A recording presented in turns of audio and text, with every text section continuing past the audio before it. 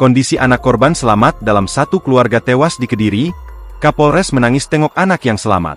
Kapolres Kediri AKBP Bimo Arianto langsung mengunjungi Samuel Putra Yordaniel, anak yang selamat dari tragedi dugaan pembunuhan satu keluarga tewas di Dusun Gondang Legi, Desa Pandantoyo, Kecamatan Ngancar, Kabupaten Kediri, Kamis, 5 Desember 2024, sore. Samuel saat ini tengah dirawat intensif di RS Bayangkara Kota Kediri. Setelah mengetahui bahwa satu anak selamat dari peristiwa pembunuhan ini, kami segera membawa korban ke Rumah Sakit Bayangkara untuk mendapatkan perawatan medis. Alhamdulillah, kondisinya semakin membaik meski masih mengalami luka, jelasnya. Samuel adalah anak dari pasangan suami istri, Agus Komarudin dan Kristiani, yang keduanya bekerja sebagai guru di SDN Babatan 1 dan SDN Barangsaren 1 Kauman Tulungagung.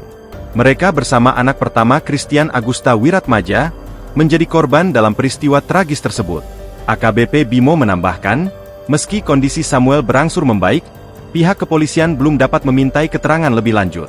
Kami akan memberikan pendampingan psikologis agar korban merasa lebih nyaman. Saat ini, belum bisa dimintai keterangan karena kondisi korban yang masih dalam masa pemulihan, jelas AKBP Bimo. Sementara itu, penyelidikan terhadap kasus dugaan pembunuhan yang juga disertai dengan perampokan ini terus dilakukan. Polisi menduga, pelaku membunuh korban setelah merampok rumah mereka.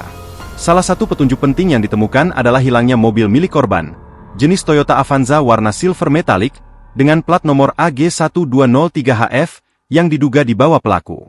Kapolres Kediri AKBP Bimo Arianto tak bisa menahan air matanya saat mengunjungi SPY, anak yang selamat dari pembunuhan satu keluarga yang menggegerkan wilayah tersebut, pada Kamis, 5 Desember 2024, sore.